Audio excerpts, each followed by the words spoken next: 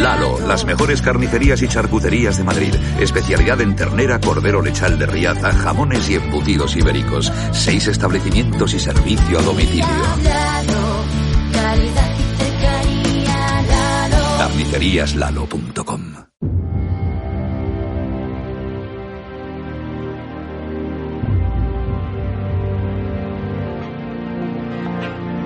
Transforma España.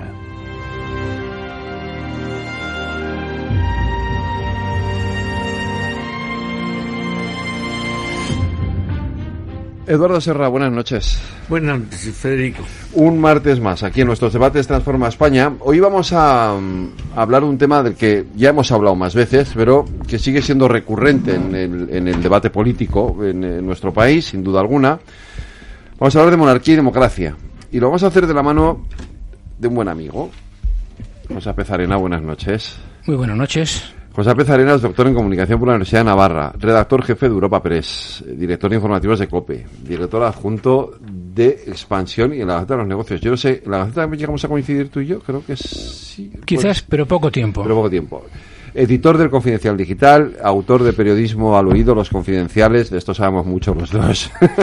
Es profesor de Información y Comunicación Política en el Centro Universitario Villanueva, tertuliano, por supuesto, en radio y televisión, y sobre todo es al que todos los medios llamamos o llaman cuando se trata de hablar de la familia real, porque si hay alguien que sabe de la familia real en este país es Pepe Pezarena y sobre todo de Felipe VI, porque es su biógrafo, de alguna, sí, por decirlo de alguna forma, ¿o no? He escrito 4 libros sobre él. Nada, pues un poquito, unos pocos. 4 son pocos. Bueno, no está mal, sobre todo el último mal, que era larguísimo. Soy un poco pesado a la hora de escribir. Pero eso está bien, porque eso quiere decir que el rey tiene mucho que contar también, ¿no? O hay mucho que contar de él, ¿no? Hay mucho que contar y él no cuenta demasiado. Él no cuenta hay que mucho. decirlo, es un hombre prudente y que, por tanto, es difícil arrancarle nada. Pues Eduardo, como cada vez que hacemos estos debates, nos introduce en el tema. Lo primero que procuramos siempre es que el motivo del debate sea un motivo de actualidad. Sí. Yo creo que el viaje de los reyes a Italia, la no estancia en Notre Dame y sobre todo la presencia valiente en Valencia con motivo de la Dana acreditan más que suficientemente el que hablemos de la monarquía. Yo creo que de la monarquía hay un ámbito que no se suele considerar, que es una especie de derecho comparado. ¿Qué pasa con la monarquía? Porque la monarquía o la gente se muestra acérrima monárquica o acérrima republicana.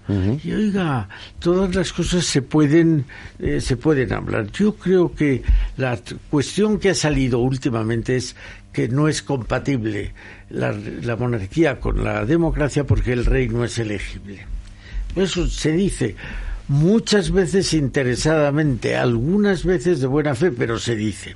Y yo creo que ese equívoco nace de una doble palabra que tiene la monarquía. La palabra monarquía se refleja tanto en la monarquía absoluta del siglo XVI, de Carlos I o Felipe II, y otra es la monarquía parlamentaria del rey Juan Carlos o del rey actual Felipe VI. Y por tanto habría que deslindar absolutamente. La monarquía absoluta es una monarquía. Primero habría que decir que la monarquía es etimológicamente el gobierno de uno, los dos son el gobierno de uno, pero la monarquía absoluta es uno que ejerce el poder ejecutivo sin limitación de poderes, que tiene todos los poderes y que estuvo vigente en Europa durante toda la Edad Moderna, incluso desde la caída del Imperio Romano en el siglo V de Occidente. En el siglo V ya hubo conatos de monarquía, pero el Estado moderno nace en el siglo XV-XVI. El primero es el nuestro, que lo hacen los reyes católicos, pero el francés y el inglés nacen aproximadamente en esa época. Los 3 coronados por monarquías absolutas. Luego llega un momento, la Revolución Francesa abole la monarquía en Francia, pero digamos que supone un desprestigio a la monarquía que hasta entonces era indiscutible, porque existe otro régimen, la República, que puede ser más favorable. Eso es un poco el ambiente con el que se recibe en Europa a la Revolución Francesa, no por parte de las casas reales, pero sí por parte de una parte de la opinión. La monarquía parlamentaria, que es la que existe todavía en muchos países de Europa, entre otros el nuestro, es una monarquía que tiene muy poquito que ver con la monarquía absoluta. El rey tiene unos poderes muy tasados, muy limitados, y los poderes radican en el ejecutivo, el legislativo y el judicial. En este régimen de monarquía parlamentaria hay una limitación de poderes, que era lo que preconizaba Montesquieu, y es la que, como digo, preside el escenario europeo en el siglo XX. ¿Cuáles son los inconvenientes y las ventajas de uno y otro? Yo creo que el principal inconveniente viene de que el rey no es elegido. Se supone que la elección da un plus, pero en todo caso, al ser hereditaria la monarquía, la aptitud, la preparación, las condiciones para ser rey muchas veces no se cumplen. Por poner un ejemplo, el príncipe de Gales, que renuncia al poder por casarse con una divorciada. Sin embargo, tiene muchas ventajas de las que se habla menos. A la monarquía, al rey, le preocupa el largo plazo, a la ciudadanía le preocupa el largo plazo, a los políticos elegidos democráticamente les preocupa el corto plazo, porque juegan de elección a elección, mientras que los reyes juegan de generación en generación, y por tanto ponen un acento en un lugar esencialmente importante, que es el largo plazo, donde no lo ponen los políticos. Y segunda ventaja enorme, a mi juicio, es la neutralidad.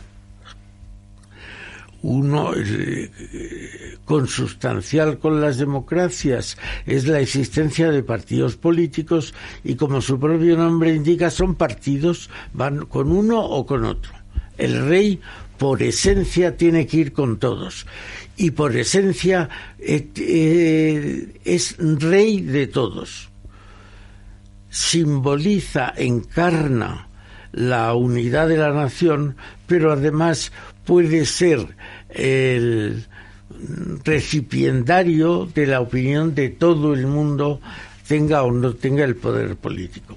De manera que yo creo que esas son las ventajas y los inconvenientes, y podríamos hablar hoy de cuál es la preferencia, lo más adecuado para el día de hoy, para el mundo de hoy en Europa, si es la monarquía o la república. En España tenemos mucha gente que piensa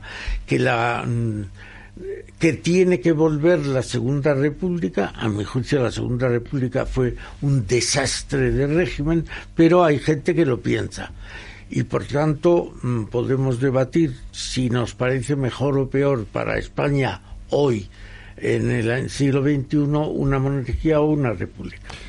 Pepe, empecemos por aclarar algo, ¿vale? Que es la compatibilidad o no compatibilidad de una monarquía con una democracia, que yo creo que los hechos están ahí, son evidentes, ¿no? Y no solamente en España, ¿no? Pero bueno, como este debate está ahí, es que no es compatible, porque al rey no se lo elige. Bueno, yo creo que en general hay que leer un poco más, hay que leer un poco más y salir del pueblo y ver un poco el mundo, ¿no? Porque en efecto los regímenes más prestigiados que hay en el mundo, de ellos 11 o 10 son monarquías parlamentarias, que además están implantadas en países avanzados económicamente, avanzados socialmente, avanzados democráticamente, y por tanto no hay ninguna incompatibilidad. Yo recuerdo haber hablado hace años, ¿verdad?, con algún socialista veterano, ¿no?, que hablando de la posición republicana del PSOE, él me decía, mira, cuando hablábamos nosotros de república queríamos decir democracia.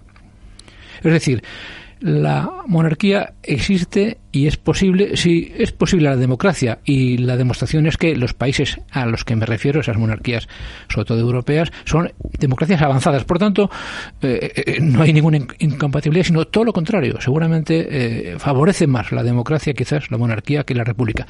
Donde, por cierto, la palabra república tan venerada esconde multitud de fenómenos muy poco presentables, y muchos países de este momento son repúblicas y son dictaduras en el fondo. A ver, sí, Eduardo. No, creo que es exacto eso que dice Pepe, porque realmente, como en principio la república tiene buena prensa, los regímenes más odiosos del mundo eligen llamarse república para despistar. Pero no pasa de ser eso. Hoy la república alberga tanto países ejemplares como países lamentables. Y la monarquía lo mismo, pero si hay una diferencia es que la monarquía alberga a las mejores democracias que hoy existen en el mundo. También alberga las peores. Recuerdo que las monarquías árabes no son precisamente un espejo de democracia y de derechos humanos. Restringir a Europa, pero no, lo digo porque, es decir, la República, Unión de Repúblicas Socialistas Soviéticas. Corea del Norte. Corea del Norte es una república. Quiero decir, evidentemente, el hecho de que una forma de gobierno se llame monarquía o república no necesariamente implica que eso sea mejor o peor. Es decir, tú luego puedes tener el peor gobierno o la peor dictadura bajo el sinónimo de una república, pero eso no significa que ser republicano sea malo, que ser monárquico sea malo. Es decir, o bueno, o al contrario. Es decir, la cuestión no es ser bueno, si eso es bueno o malo, sino cómo se aplica, ¿no?, el principio, esa forma de gobierno, ¿no? Alguna vez hablando con otras personas hemos comentado que en España falta una pedagogía de la monarquía. No se ha hecho eso. Nadie explica en ningún sitio qué es la monarquía, sino que los que se mueven en ese mundo lo que hablan es de república, en un planteamiento además un poquito vengativo o de recuperación del pasado en muchos de estos casos, ¿no? Y a mí me sorprende que en España la guerra civil fue pactada, que pasábamos página en la transición, y los que la vivieron y sus hijos fueron consecuentes. Los nietos son ahora los que están planteando sobre todo el tema de la república, pero de esto hace 90 años. O sea que estamos en unos debates en los que hay un poco de miedo, en mi opinión, ¿verdad?, a defender la monarquía. Hay un poco como de complejo. Y mientras que ser republicano parece que es el marchamo más excelente. Pero, insisto, nadie en España ha hecho explicación de la monarquía. Nadie. No se ha hecho en las escuelas ni en los medios de comunicación. Sí, probablemente. Creo que la función que más nos ha faltado en España es la pedagogía. Hacer pedagogía. Muchas veces, estando en el gobierno, pensábamos, pero esto ¿por qué no se les explica a la gente? Me acuerdo una vez que se iba a aprobar una ley de costas y los ponían fatal. Luego se explicaba lo que era la ley de costas, cómo se iba a hacer, y se veía que era una ordenación bastante razonable del panorama costero. De manera que yo creo que desde luego en la monarquía, pero en general nos falta mucha pedagogía en hacer nuestra vida social. A ver, probablemente lo que falta es explicar bien cuál es la diferencia entre dos cosas que tú decías antes, ¿no? Entre lo que han sido las monarquías absolutas en el pasado y lo que es una monarquía parlamentaria en el presente, ¿vale? Y cuáles son las características de unos y las características de otros, entiendo, ¿no? Sí, yo tengo la teoría de que, en fin, por hacer teorías, ¿verdad?, las monarquías existen en países que están orgullosos de su historia. Países que valoran lo que han sido, cómo han llegado hasta aquí, porque en esos casos la monarquía ha estado en primera línea. En cambio, en este país, en mi opinión, ¿verdad?, la historia se ha olvidado. Se olvida. España es un país grande, tiene una historia espectacular, pero no nos sentimos orgullosos de ellas. No nos lo han contado, no lo valoramos. Y, por tanto, la monarquía, que ha estado en esos momentos en que España era la potencia mundial, el país de referencia, y el castellano era la lengua común, ahí estaban las monarquías. Eso aquí en España nadie sabe nada. No sabemos nada. No digo nada de las reconquistas, no sabemos nada de la conquista de América, no sabemos nada. Este país no sabe nada. Entonces, ¿cómo valorar un elemento que ha sido decisivo? Como tampoco sabemos nada de la transición, por cierto. O sea, que yo creo que estamos olvidando el papel de la monarquía tan relevante en la transición política a la democracia en España. Lo estamos olvidando. Uh-huh. Es verdad. Si me dejas un matiz, yo creo que efectivamente los países con mejor historia tienen monarquía y están orgullosos de sus monarquías. España no es el caso. Yo creo que el caso español es bastante singular, y no por ser nosotros españoles, sino porque en la edad moderna no existen imperios, y es el imperio español, el que nace con el descubrimiento y la conquista de América, el primer imperio de la modernidad. Y como la función última de ese imperio es defender la unidad de la fe católica, se enfrenta con los protestantes alemanes, con los anglicanos ingleses, con los turcos, con los americanos, y escriben una historia de esa parte completamente falsa, pero lo escriben no por ser verdadero, sino para hacer propaganda y que eso coadyuve a vencer al imperio. Al final, el imperio español es vencido a finales del periodo, 1700, lo que queramos, desde Rocroi. Pero, y tienes razón, España, los españoles no están orgullosos de su pasado. Pero si se mira con un poquito de objetividad, no hay pasado más glorioso que el español. No lo hay. Alguien decía, Mitterrand, ¿qué sería Francia si en vez de haber en América el idioma español hubiera el idioma francés? Lo que sería eso. Yo creo que las tres cosas de las que España puede estar orgulloso, la lengua española, la conquista, el descubrimiento y la conquista de América, y el Museo del Prado, ¿qué países pueden parangonarse con el nuestro? Pero, sin embargo, hemos perdido la batalla de la propaganda, que la ganaron ellos. Yo creo que eso, soy optimista, creo que eso se va a recuperar. ¿Por qué? Porque España, que ha estado muy aislada, muy con un sistema autárquico económico, eso se rompió hace ya unos años, precisamente poco antes de la transición, y al perderse eso, España empieza a abrirse al mundo. Estamos en las Naciones Unidas, estamos en la OTAN, estamos en la Unión Europea, y nuestros jóvenes, ya no como los de antes, los jóvenes, yo recuerdo el año 69, que hubo una sanción, se confinaron a determinados personajes y tal, y yo tuve ocasión de ir a un pueblo de Jaén, y el chico que nos servía la comida le pregunté, ¿qué es lo que más te gusta en la vida? Y se quedó un ratito pensando y me dijo, a mí hacer la mili. Pero, ¿y eso por qué? Yo tenía 22 años, o sea que no la tenía muy cercana. ¿Y eso por qué? Dijo, porque con suerte me toca Alicante y conozco el mar. Uh-huh. Bueno, esa falta de conocimiento de fuera ya ha desaparecido. El programa Erasmus ha facilitado que nuestros hijos y nuestros nietos comprueben por propia mano que no hay nadie que sea más listo que ellos, tampoco más tonto, pero nadie más listo. Antes nos parecía que los extranjeros la gente prefería comprar productos extranjeros porque se fiaba más de la fabricación extranjera que de la española, ¿no? Yo tengo esperanzas en que eso esté terminando. Como ves, Pepe, Eduardo es muy optimista. Yo no voy a decir que sea pesimista, soy un poco más escéptico. Siempre que me lo dice. Yo creo que no está en nuestro ADN esto de autocriticarnos. No, siempre que lo dices, repito una frase de Churchill que me gusta repetir, que dice: el pesimismo es la lucidez de los estúpidos. El optimismo es el coraje de los inteligentes. Ahora, el que quiera que se apunte a ser pesimista. No, yo he dicho que soy escéptico, no pesimista. Pesimista no soy.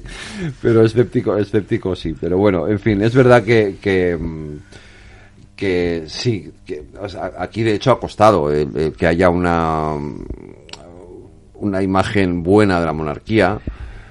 También es verdad que la propia monarquía, los monarcas, el rey Juan Carlos ha puesto de su parte. Sí, pero eso es verdad. Pero en la última época. Sí, en la última época. Es decir, que hasta entonces el trabajo que ha realizado don Juan Carlos ha sido espectacular. Y es verdad que al final lo ha deslucido un tanto, ¿no? Tengo la sensación, sin embargo, de que la propia monarquía en España, y quizás en estos momentos también, es un poco pacata, es un poco reservada, tiene un cierto temor a aparecer. Yo durante algunos años he visto que esta monarquía, la de Felipe VI, ha estado medio escondida. No entiendo que hay rivales, que hay enemigos, y fíjate ahora, un rey que tiene en el gobierno de la nación unos partidos no solo republicanos, sino que beligerantes contra la monarquía. Podemos aprobó en uno de sus asambleas acabar con la monarquía. Por tanto, es verdad que el rey tiene que tener un poquito de cuidado, pero me parece a mí que podría arriesgar un poco más. Pongo un ejemplo. La figura de las dos hijas de la princesa y de la infanta, que han estado tapadas durante años.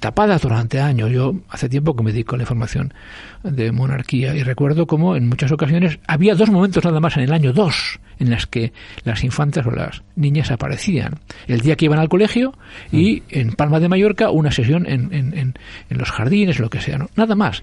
Ves tú las monarquías europeas y tienen multitud de ocasiones en las que aparecen los niños, las niñas, celebraciones, tal. Aquí ha habido, en mi opinión, un cierto temor, porque evidentemente hay algunos argumentos para ello, ¿verdad? Pero creo que podrían arriesgar un poco más. Y tengo una impresión ahora mismo, creo que ha cambiado un poquito eso, y la propia celebración de los 10 años de Felipe VI en el trono ha sido un cambio clarísimo, con unos actos originales, cercanos, muy humanos, y quizás como guinda, ¿verdad?, esa comida en el Palacio Real en la que sentaron en la mesa real a las autoridades y a los premiados. Iban una autoridad, un premiado, ¿no?, que los premiados eran personas de la calle, ¿no? Eso fue una cosa. Pero luego, de pronto, salieron las dos niñas, las dos chicas, a un micrófono y improvisaron teóricamente un mensaje a su padre que empezaba diciendo papá. Eso era un poco como impensable hace unos años. Y eso me parece que forma parte de la nueva época en la cual creo que estamos. ¿Es más cercana esta monarquía? Bastante más cercana. Vamos a ver, la monarquía actual y la anterior sabe que o consigue estar cerca del pueblo y convencer a la población de que la monarquía le es útil o tiene problemas. Por tanto, está haciendo esfuerzos grandes para demostrar que es útil al país. Y en esa dirección ha hecho el rey Felipe unos gestos arriesgados. El famoso discurso, ¿verdad?, el 3 de octubre del 17. 17. En el que se jugó el bigote. Porque salió a hablar diciendo España no se rompe. Pero ahora, en el viaje a Paiporta, donde empezó el asunto mal, con incidentes y con gritos, se quedaron allí los dos, ¿no? Son gestos de riesgo en los que este rey se ha dado cuenta de que tiene que hacer cosas un poco más peligrosas, pero que demuestren que está al frente de la nación, que está con la gente, al frente de ellos. Yo creo que sí que eso se ha conseguido. Estoy muy de acuerdo con que ha pecado de un exceso de timidez. Yo diría prudencia. ¿Qué? Yo diría prudencia. Bueno, lo acepto, pero en todo caso, alguna gente como yo hemos echado en falta una mayor presencia en todas las tierras de España, o sea, que haber ido a todos lados que toquen, que palpen, que huelan lo que es tener un rey. Y en el fondo yo creo que el pueblo soberano es muy sabio, pero hay que llegarle a él. Y es muy sabio, y el pueblo se da cuenta de que la estabilidad de España, es decir, el tener el suelo firme sobre el que poder cada uno construir su futuro familiar, o su futuro profesional, o su futuro político, es esencial que haya ese suelo, y ese suelo lo da la estabilidad, y la estabilidad lo da la monarquía.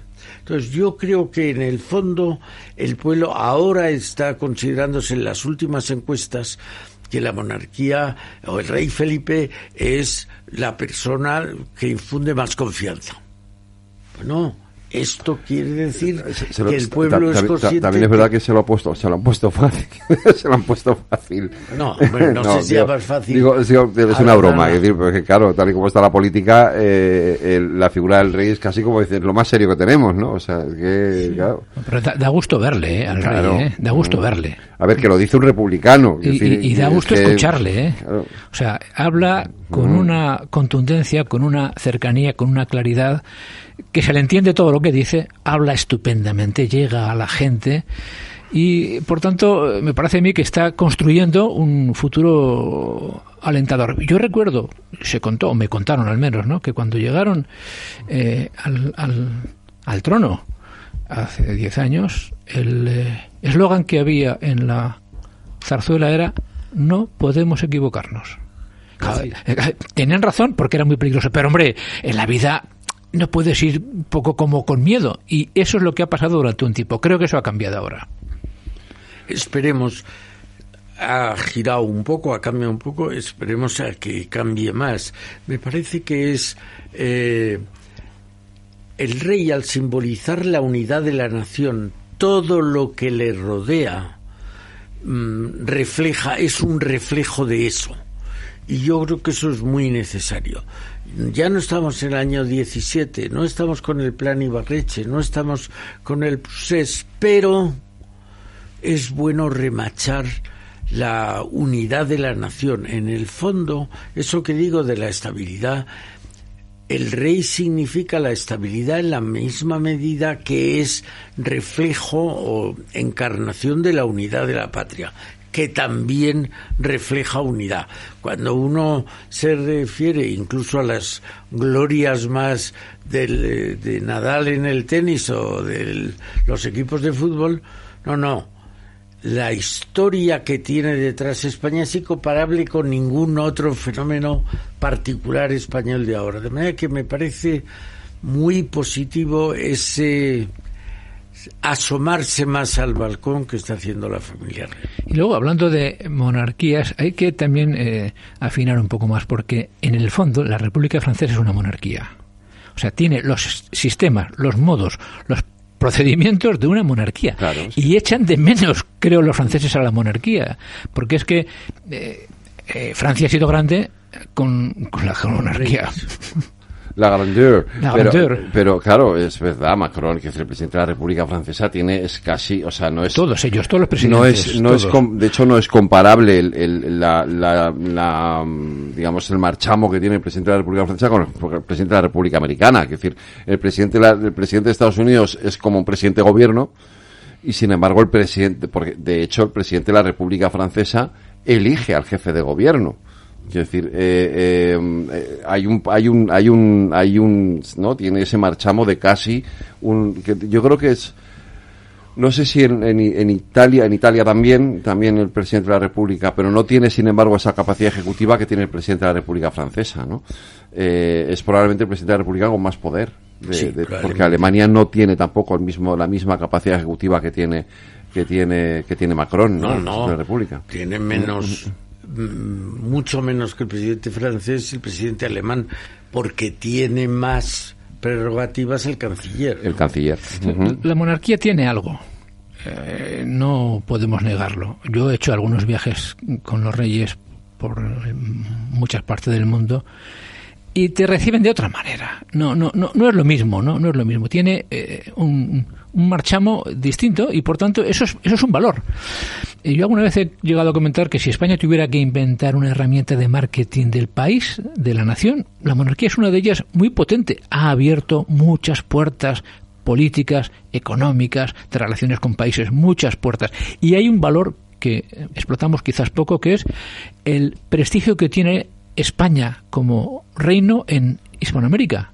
O sea, lo consideran casi un rey suyo. Hay que mirar un poco qué es lo que pasa cuando van los reyes a cualquier país de América, a pesar de que ahora hay algunos despistados, ¿no? En México y algún sitio más, ¿no? Pero eso es un capital que tiene España, que nos abre puertas en aquel continente. Un capital enorme. Y es otra razón más por las cuales los españoles deberíamos ser conscientes de lo que significa y lo que nos da nuestra monarquía. Pero así como digo que el pueblo es sabio y puede oler lo que... El pueblo es ignorante. Hoy nadie sabe, prácticamente nadie, que el Museo del Prado, del que antes hablaba, porque es, en cuanto a colecciones, el mejor museo del mundo, se nutrió fundamentalísimamente de las pinturas de la Casa Real, la Pinacoteca de la Casa Real, que la regaló Isabel II al pueblo, a la nación española. Entonces, no somos conscientes es verdad que el rey Juan Carlos ha podido cometer algunos errores al final, pero me parece que es incomparable con lo que la tarea ciclópea que ha hecho, llegar a renunciar a todos los poderes y dárselos al pueblo. ¿Quién ha hecho eso voluntariamente? Nadie, ¿no? Y además, por lo que se ha contado en biografías, lo tenía claro desde jovencito don Juan Carlos, ¿eh? O sea, don Juan Carlos tenía claro desde que era un muchacho que tenía que traer la democracia a España. Eso no es que... era una convicción suya, de que también tenía que ver con la historia de su padre, etcétera, sí. etcétera. Yo siempre digo una cosa, cuando se plantea el debate porque claro, es que al rey no lo elige nadie, no lo hemos elegido, ¿no? Es decir, mejor. Quiero decir, para que el rey represente a todos, es mejor que no sea elegido por todos. Porque en el momento en el que entra en juego la elección, implica un enfrentamiento. Claro, pero ¿alguien puede imaginar cómo sería un país como el actual, como el nuestro, con Pedro Sánchez de presidente del gobierno y José María Aznar de rey o de presidente de la República? Presidente de la República. Bueno, o al revés, con un Rajoy de presidente del gobierno y un... Felipe González de presidente de la República. Bueno, se llevarían mejor, pero... Sí, Zapatero. Zapatero. No, pero quiero decir, es que es muchísimo más estable esa dupla que es un rey y un presidente del gobierno que esa dupla demasiado solapada una con la otra, que es la monarquía y la presidencia de la República. Y hay que decir que el rey es absolutamente consecuente con su condición y cuida enormemente no pasar de aquí para allá de la raya de la Constitución. Lo dicen, la gente que le conoce, él, incluso hay una frase suya, dice: cuando tengo un problema me agarro a la Constitución. Es su libro de cabecera y es ejemplar de la manera como está comportándose. A veces alguna gente le pide cosas que no puede hacer el rey, que no debe hacer el rey, y no las hace. Y hay una parte, me sorprende que hay un sector en este país de la derecha más derecha, que es crítico con la monarquía. ¿Por qué? Porque le pide cosas que la monarquía no puede ni debe hacer, porque si las hiciera sería su final. Completamente de acuerdo. Vamos a ver. Por ejemplo, la ignorancia es muy infinita, ¿no? Decir que el rey debería haber condenado el que se vaya el presidente del gobierno a tal sitio o que no vaya a tal otro. No es su función. Vale, entráis en una cuestión que creo que es fundamental, que para entender también qué es lo que significa una monarquía parlamentaria, que tú lo has señalado antes, que es la neutralidad. No puede inmiscuirse en cuestiones que afectan, que tienen que ver con la política. En el momento en que se opusiera medio país, o aproximadamente medio país estaría en contra. La ley de amnistía, por poner un ejemplo concreto. Por ejemplo. Tengo la convicción de que seguramente no le gustará demasiado, ¿no? No puede decir nada, ni debe decir nada. ¿Por qué? Porque es la voluntad popular. Hay una reflexión que a veces me hago yo, dice, hombre, vamos a ver, hay gente que sostiene que la monarquía es una institución antigua. Yo a veces digo, hombre, antigua la República también, la República griega y la República Romana. Por tanto, el concepto de antigua no es un elemento que ahora haya que manejar, porque eso no vale para nada. También son antiguos los ejércitos, los jueces, los tribunales, son antiquísimos, y eso es un argumento para descalificar en absoluto. Pero es verdad que el argumento antimonárquico tiene una permeabilidad mayor. No sabe por qué, quizás porque todavía los que no son antimonárquicos no dan la cara, no sé por qué. Sí, yo creo que ese aislamiento que hemos vivido durante muchos años nos ha generado una especie de ingenuidad. Somos un poquito naïf. Mire usted, hay naciones interesadas, muy interesadas en desestabilizar Europa. No, yo no lo creo. Usted no sabe de eso. Hay pruebas. Es demasiado ingenuo. Pero si empezamos a pensar que por qué la gente hace así, hay que remitirse a que a lo mejor determinadas naciones que no son la nuestra dan apoyo, incluso dinero, para que continúen con esa labor. Sí, en la misma medida en que hay gente que cree que desestabilizar España es desestabilizar Europa. O sea que a veces el objetivo es Europa como rival, como potencia. Y entonces, vamos, el caso de las injerencias rusas en las elecciones, en el proceso catalanista, es una evidencia que se ha comprobado, que no es que sea, ya está demostrado, ¿no? ¿Qué pinta Rusia? Promoviendo mensajes en Cataluña, diciendo, por ejemplo, en redes que el ejército había entrado en una calle disparando, diciendo mentiras. ¿Qué se le ha perdido a Rusia en Cataluña? Se le ha perdido de estabilizar una nación poderosa, potente en Europa, que es España. Yo esa época no la viví, la del proceso en un puesto del gobierno, pero sí viví lo que fue la entrada de España en la Alianza. Y nos dijeron, estoy hablando del año 86, que venía un embajador soviético nuevo, del que nos hablaron que era fantástico. Las naciones importantes tienen una especie de clasificación de sus mejores bazas y, entre otras, de sus mejores embajadores. Entonces nos explicaron que en el ranking del Kremlin estaba primero Gromyko, que era ministro de Exteriores, y segundo Dubinin, que es el que mandaron a España. Y bueno, ¿por qué aquí, con nosotros con nuestra escasa conciencia de la propia valía, por qué aquí viene el número 2 del Kremlin? ¡Qué cosa más rara! Veníamos con un objetivo primordial y principal, que era que España no entrara en la estructura militar de la Alianza. ¿Qué pasó? Al final España entró en la estructura militar y al señor Yuri Dubinin se lo llevaron. ¿A dónde se lo llevaron? Mire, de Madrid a Nueva York, Naciones Unidas, y de Nueva York, Naciones Unidas, a Washington, Estados Unidos.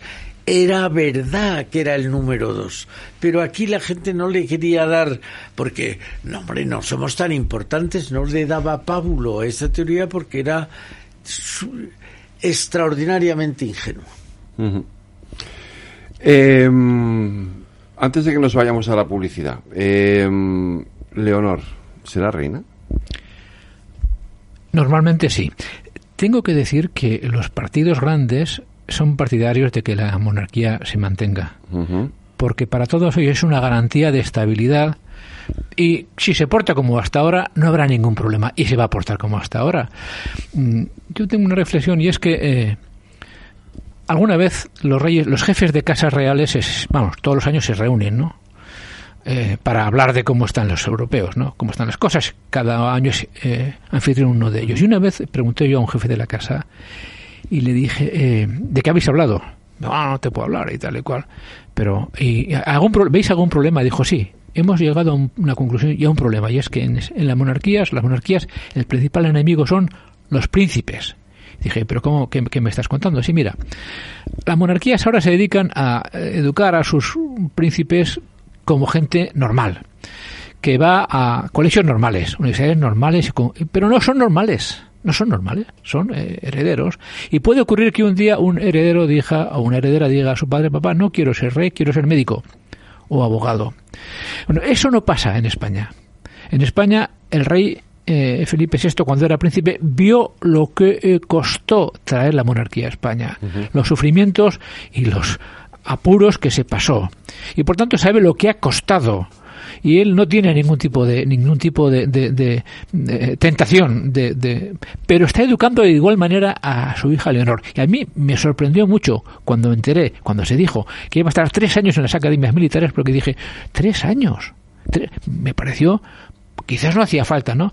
Es una decisión voluntaria, ella lo ha querido así, y es muy importante para ella, porque va a estar 3 años en un tipo de formación y en un ambiente muy interesante para una persona, y va a conocer a españoles de a pie, militares, 3 años compartiendo aulas, ejercicios, sufriendo. Eso es muy bueno para que se forme una persona con carácter, con condiciones. Creo que estamos asistiendo a un proceso de formación de la princesa Leonor muy acertado, y eso me da un poco la esperanza de que van a pasar casi 20 años hasta que ella llegue al trono, pero en este tiempo tengo la esperanza de que no haga ninguna cosa que desmerezca y por tanto permita en su momento la sucesión en Leonor. Antes de que trate la palabra Eduardo, tengo que hacer una pequeña pausa para la publicidad. Muy bien.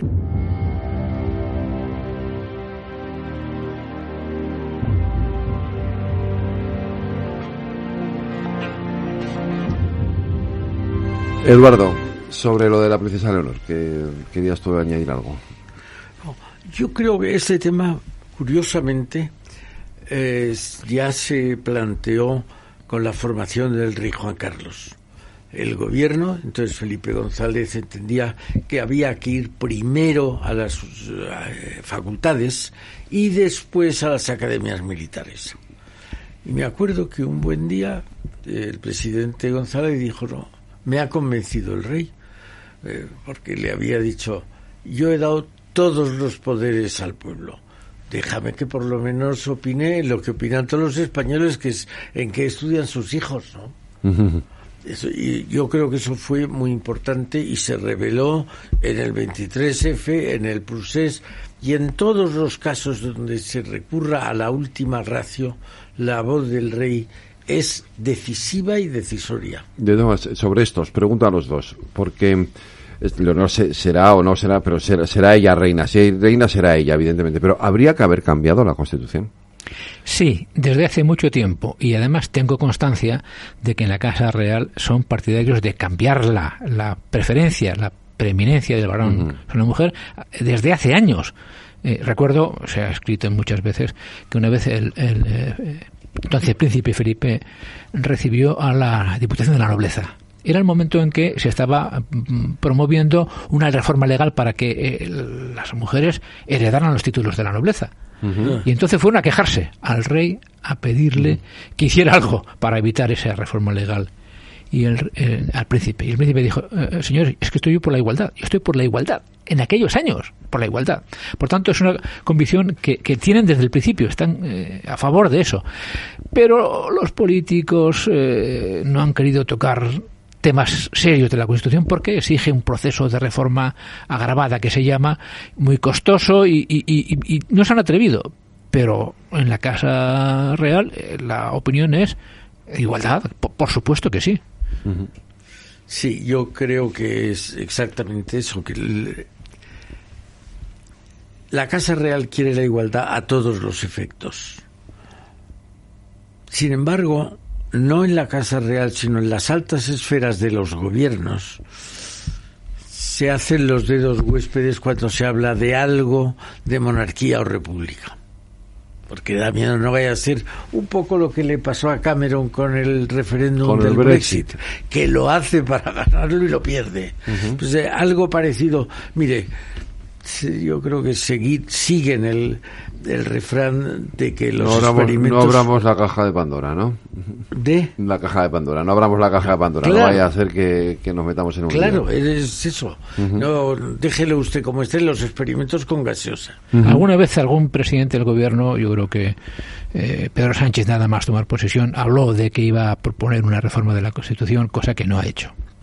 Porque hay mucho miedo, lógicamente, a abrir un debate que no sabes cómo va a terminar. Yo pienso que si las cosas se hacen bien, saldrá adelante, pero si se hacen mal, hay el riesgo que le pase como Cameron, que fue un campeón, ¿no? En perder un referéndum. Sí.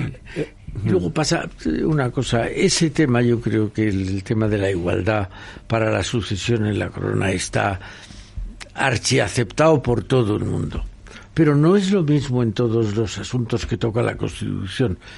Fundamentalmente en el título 8, es decir, el Estado de las autonomías que crea esta Constitución es un modelo cerrado o no.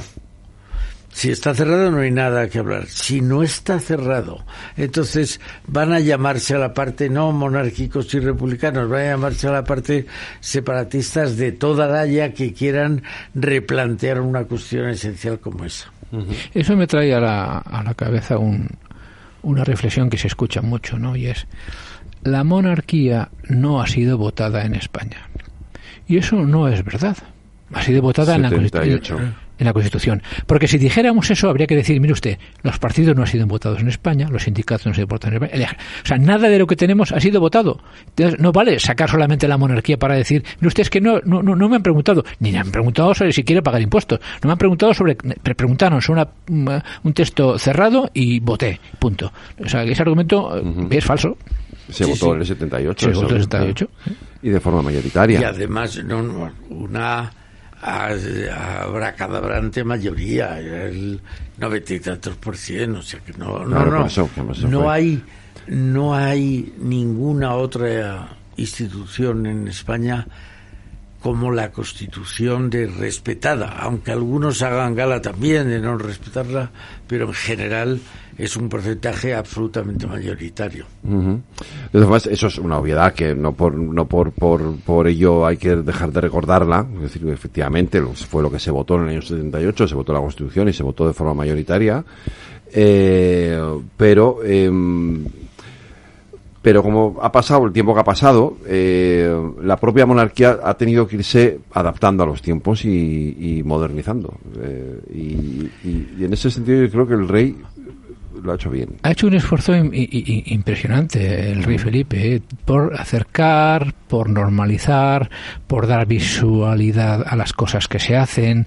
Se está contando, por supuesto, el presupuesto, pero se está contando cuánto ganan cada uno de ellos, el rey, la reina, las infantas, cuánto pagan. O sea que está haciendo un enorme esfuerzo de clarificación. Más le vale. Los tiempos actuales son tiempos de claridad y de apertura. Tú no puedes ir por la vida ocultando cosas. Y él lo está haciendo con una gran determinación. Y ha puesto un reglamento en el personal de la casa del rey diciendo que no puedan hacer negocios. Y él, ojo, este dato, él cuando viaja ahora, como hacía antes también don Juan Carlos, por el mundo entero a visitar países, y lleva consigo una cohorte de empresarios importantísimos a los que abre puertas. Él nunca firma ya ningún tipo de acuerdo comercial, no firma ninguno, porque cree que eso no debe hacerlo, ¿no? Es ejemplaridad. Sí. Lleva un ministro que es el que lo firma y ya está. Lo firma el gobierno, ese poder ejecutivo, el que tiene el papel. La reina. Porque la reina ha generado mucho debate en este país. Mucho. Sí, pero fíjate, pasa una cosa. A mí, yo reconozco que me cae bien, ¿eh? Pasa una cosa. La reina lo pasó fatal siendo princesa. Fatal. ¿Por qué? Porque era la última de la familia, o sea, los demás eran reyes, princesas, y él era una más, ¿no? Lo pasó muy mal esos 10 años, ¿no? Que estuvo, por así decir, de meritoria. Pero en todo ese tiempo se comportó con una gran normalidad, no hizo nada que fuera reprochable. Pero ha pasado una cosa, que ahora es reina. Y las cosas han cambiado mucho. Hace 10 años le daban cera en un montón de sitios, la ponían a caldo en revistas. Eso ha cambiado muchísimo. Eso ya no es así. Pero es que ella misma es otra persona. Ahora, si tú la ves, ella misma es una persona que está cómoda, estable, que sonríe, que es reina, se sabe reina, ya no es la cuarta o la quinta de la casa. Eso se ha notado mucho y se ha soltado mucho. Y no más que ver imágenes de cuando estamos viendo imágenes recientemente, ¿verdad? Cuando sale a la calle a ver a la gente, es muy cercana, sinceramente cercana. Me han contado que el día que fueron a Paiporta, cuando volvieron al centro, lloró de dolor de lo que había escuchado allí, pero se le ve cómo abraza a la gente y llora, y eso es real. Y está acercando a la gente a la figura de doña Leticia, que, por cierto, fuera de España tiene un cartel espectacular. Cada vez que me acuerdo cuando viajaron a Inglaterra, por ejemplo, o a Francia, o sea, se ha comportado con una altura y una categoría impresionante. Es uno de los valores que tiene España ahora mismo hacia afuera, es doña Leticia. En comparación incluso con otras princesas o reinas que también han venido no del entorno real o monárquico, sino que han venido del pueblo, ¿no? y que han tenido papeles menos... Pepe, es muy cierto, pero yo añadiría un saquito más a ese crédito de la reina. No solo se sabe reina, se sabe madre de reina. Eso es muy importante. ¿Sí? Uno de los argumentos, vamos a decir una cosa un poco así, la reina doña Sofía ha aguantado mucho. Todo el mundo tiene conocimiento de lo que ha aguantado. Uno de los elementos por los cuales ha aguantado, además de su condición de princesa desde siempre y desde su sentido de responsabilidad, es que era madre del futuro rey. Y un objetivo clarísimo era que mi hijo llegue con normalidad a ser rey sin problemas. Pues eso mismo funciona ahora mismo en el caso de doña Leticia, que para quien el objetivo final es que su hija llegue con normalidad a ser reina, y eso obliga a comportamientos, sacrificios, gestos, actuaciones que está asumiendo con una gran naturalidad. Completamente de acuerdo. Yo creo que eso es y eso es lo que mejor explica, habrá otras razones adicionales, el cambio importante de la reina de ser princesa a ser reina. La familia o la familia. La familia es a veces puede ser un problema, ¿no? Yo creo que el rey lo ha resuelto en general bastante bien, pero ahí están, y a veces lo ha resuelto sufriendo mucho. Sí. O sea, lo ha pasado muy mal. ¿Por qué? Porque es un personaje con corazón. Si cualquiera que se ha acercado a él se le pregunta, es un hombre con corazón, con sentimientos. Es buena persona, por cierto. Me acuerdo alguna vez hablando con una gente de la zona, me decía, el mejor de la casa es don Felipe. Era una especie como de entusiasta, ¿no? Pero es un hombre con cualidades humanas, con condiciones, y por tanto esos gestos que ha hecho tan duros como, en primer lugar, apartar a su hermana, quitar el ducado de Palma y apartarles radicalmente de su cercanía. Ni los veía, ni a ella, ni a su marido, ni a sus hijos, durante años, ¿eh? Y el gesto de distanciarse de su padre, como lo ha hecho con tanta claridad, eso a él le duele. Él está sufriendo.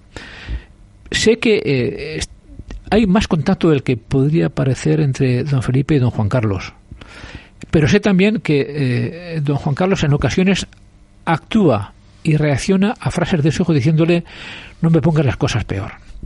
Y en ocasiones, me acuerdo cuando se marchó a Abu Dhabi, tardó 2 años en venir a España don Juan Carlos, y llamaba por Navidad a la zarzuela, quiero ir, y le dijeron, no puedes venir, y no vino. Tardó 2 años en venir, y cuando vino por vez primera se extralimitó un poco de sus gestos, y le riñeron, entre comillas, y le dijeron, a partir de ahora, cuando vengas, no des rodar de prensa, no hagas declaraciones, y lo está haciendo. Quiero decir que hay mejor voluntad de la que parece por parte de don Juan Carlos de no poner piedras en el camino de su hijo, Pero, insisto, don Felipe de vez en cuando hace llamadas a su padre para decirle: no vengas, no hagas, no comentes, no hagas. Y eso, como digo, bueno, a veces lo he comentado, se ha hecho mayor don Felipe, ¿eh? Ya tiene canas, está mayor. Sí, no, desde luego, la maduración a todo el Pero mundo. está mayor. Bueno, sí. La edad, el tiempo pasa, esto es inevitable, ¿no? Claro. Esas canas. Y las canas en el poder, yo creo que esto es un mal común, cuando estás ahí arriba y los disgustos... O un bien común. O un bien, las canas aparecen, ¿no? Es decir, pero que hay que ver que la experiencia, dice el refrán, es la madre de la ciencia, el que la gente llegue a puestos de mucha responsabilidad con una edad ya más madura, yo no lo veo un inconveniente. No, aquí tenemos una gran apuesta siempre por el talento senior, ya lo sabes, o sea, y en Transforma España más todavía, o sea, que nunca nos vamos a poner al talento senior, y el rey yo creo que ya está empezando a entrar en la fase de talento senior. La verdad es que ha sido siempre muy juicioso y muy racional. Y muy sistemático, o sea, siempre se ha contado de él, por ejemplo, que se preparaba las cosas con una intensidad y una dedicación espectacular. Y, bueno, alguna vez, en algunas audiencias, don Felipe saluda a cada uno por su nombre. Se ha estudiado el nombre, eso que es muy efectista, ¿no? Y que se agradece mucho, pero eso requiere tiempo. Cada vez que viajaba a cualquier lugar, a cualquier país, pedía documentación exhaustiva, se la estudiaba, se la sabía. Es decir, que se lo ha currado, por así decirlo, con cierta... Yo te voy a contar una cosa, porque tú les sigues habitualmente y estás con ellos y tal. Yo solo le he visto una vez en mi vida. Cerca, solamente lo he visto. No lo había visto nunca, jamás. Y me hizo esto. Hola, Federico, ¿cómo estás? Y dije, ¿este señor por qué sabe que soy yo? Que no nos hemos visto jamás y no he tenido nunca ningún trato con él. Pues sabía perfectamente quién era. Algo análogo. En el año 2011 o 2010, le fuimos a presentar precisamente el informe Transforma España al rey, entonces el rey Juan Carlos, y nos había ayudado muchísimo en juntar a 100 empresarios y expertos, uno de los más importantes de España. Y cuando le llamo para decir, oye, el rey nos concede una audiencia, me dice, ¿para qué necesitamos una audiencia con el rey? Tú déjame y ya luego me cuentas. Total, que vinieron, no los 100, que no podían, 75. Tuvimos una comida en un hotel de Madrid y nos vamos en un par de autobuses a la Zarzuela. Y el rey, entre canales, te salió lo de Singapur. Oye, alerta, te salió el tema de Japón, de la telefonía móvil. Tal. Y el empresario que lo tenía me dijo, pero lo sabe todo.